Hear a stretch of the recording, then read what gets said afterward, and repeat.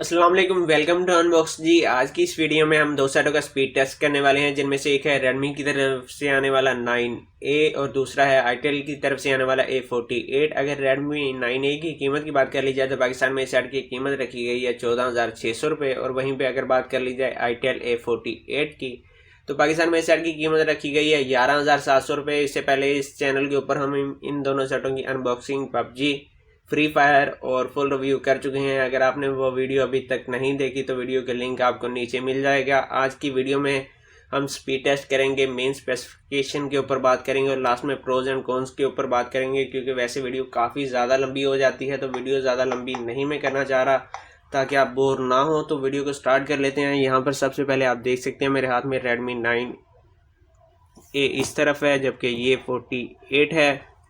तो यहाँ पर सेट रख लेते हैं। अगर मेन स्पेसिफिकेशन की बात कर ली जाए तो यहाँ पर आपको 6.5 इंच की स्क्रीन मिल रही है रेडमी 9A के अंदर, वहीं पे 6.1 इंच की स्क्रीन आपको मिल रही है जनाब A48 के अंदर। अगर प्रोसेसर की बात कर ली जाए तो हेलियो G25 का प्रोसेसर इस्तेमाल किया गया है रेडमी 9A के अंदर, और वहीं पे जो प्रोसेसर इस्तेमाल किया गया है 48 के अंदर यूनिसेक SC9832E का प्रोसेसर इस्तेमाल किया गया है, जबकि माली T820 का GPU है A48 के अंदर, और वहीं पे पावर VR G8320 का GPU है।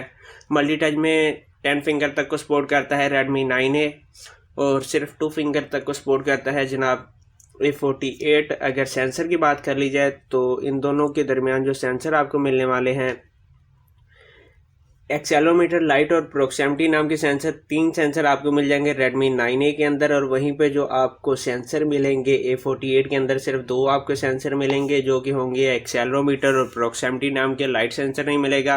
OTG को दोनों सेट सपोर्ट करते हैं।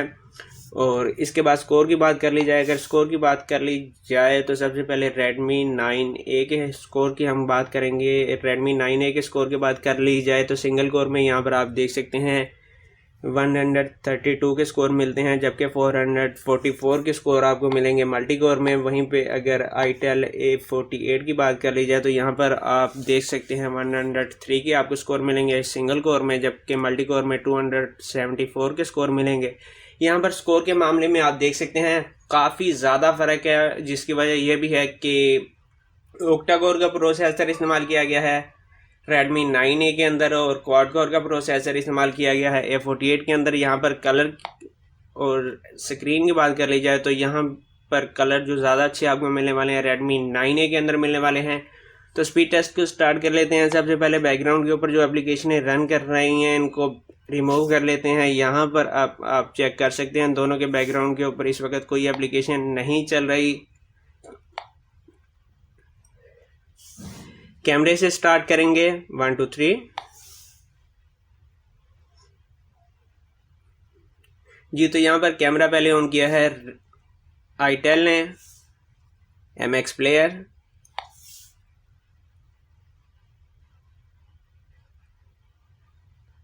तकरीबन सेम।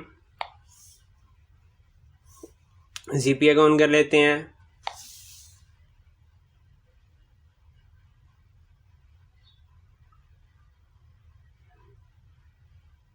यहाँ पर आईटेल आगे है। सबवे सफ़र को ऑन कर लेते हैं।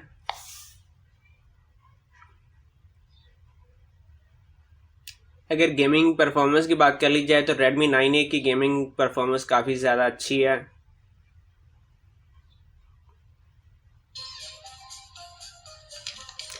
आप देख सकते हैं रेडमी 9A ने पहले इसको प्ले कर लिया है। इसको हम बैक कर लेते हैं। उसके बाद अब इंटरनेट को कनेक्ट कर लेते हैं।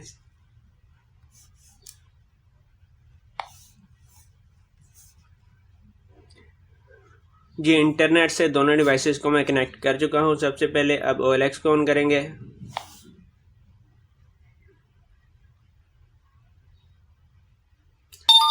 यहाँ पर रेडमी आगे है।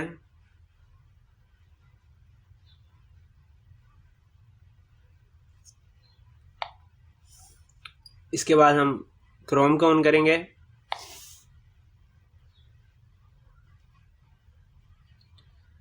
क्रोम में भी रेडमी आगे है। प्ले स्टोर,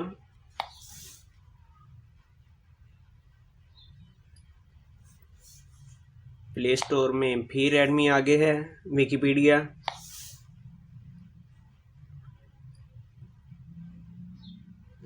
विकिपीडिया में आईटेल आगे है, जबकि अभी तक लोड कर रहा है रेडमी 9A।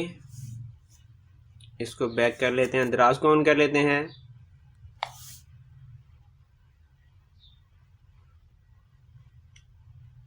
जी, दराज पहले आप देख सकते हैं रेडमी 9A में ऑन हो चुकी है, जबकि अभी तक लोड हो रही है। अब जाके कहीं लोड हुई है।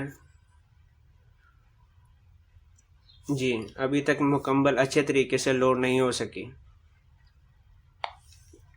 अली एक्सप्रेस,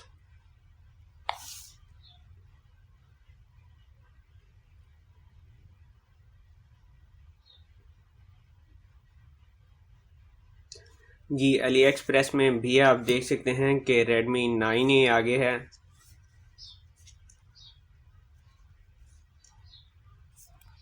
जबकि अभी तक लोड कर रहा है आईटेल, विडमेट,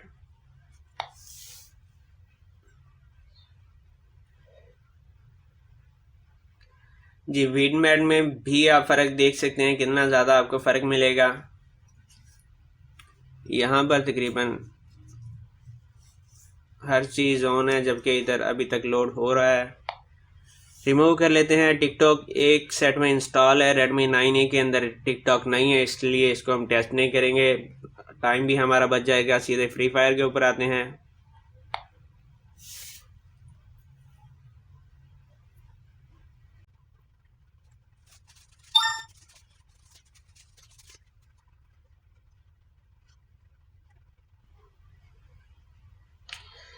जी, यहाँ पर आप फ़र्क देख सकते हैं, कितना ज़्यादा आपको फ़र्क देखने को मिलेगा। यहाँ पर रेडमी 9A ने कितनी देर पहले उसको लोड कर लिया है, बल्कि गेम को प्ले भी कर लिया है, जबकि अभी तक लोडिंग के ऊपर नहीं आई।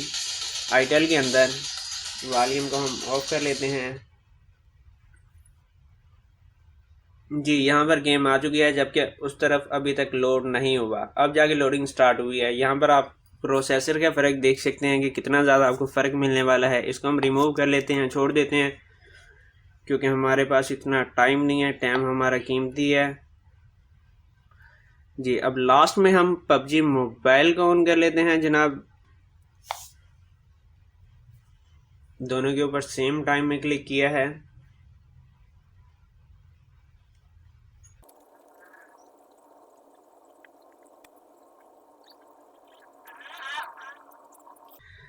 जी, तो यहाँ पर आप देख सकते हैं रेडमी के अंदर गेम प्ले हो चुकी है। अगर ग्राफिक्स की बात कर ली जाए, जो आपको ग्राफिक्स मिलने वाली है रेडमी 9A के अंदर, ग्राफिक्स आपको मिलेगी, फ्रेम रेट आपको मिलेंगे लो और मीडियम के, जबकि ग्राफिक्स आपको मिलेगी स्मूथ और बैलेंस में की।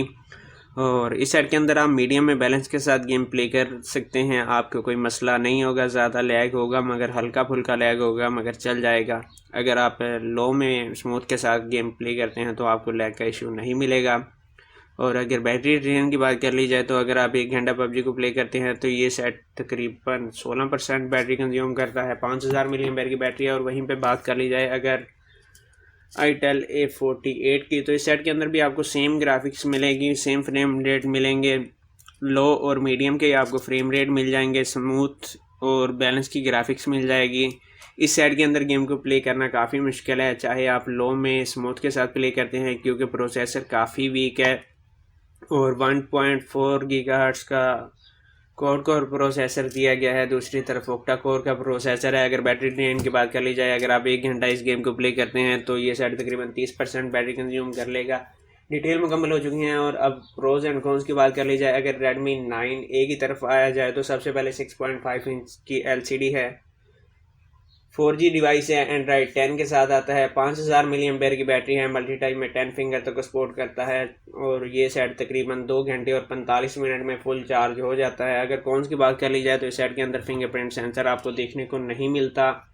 और एक प्रॉब्लम ये आई है, कम से कम हो सकता है ये इसी यूनिट में हो कि जब आप पबजी को प्ले कर रहे होते हैं तो इसकी लाइट का भी ज़्यादा होना शुरू हो जाती है, कभी कम होना शुरू हो जाती है, ये मसला है।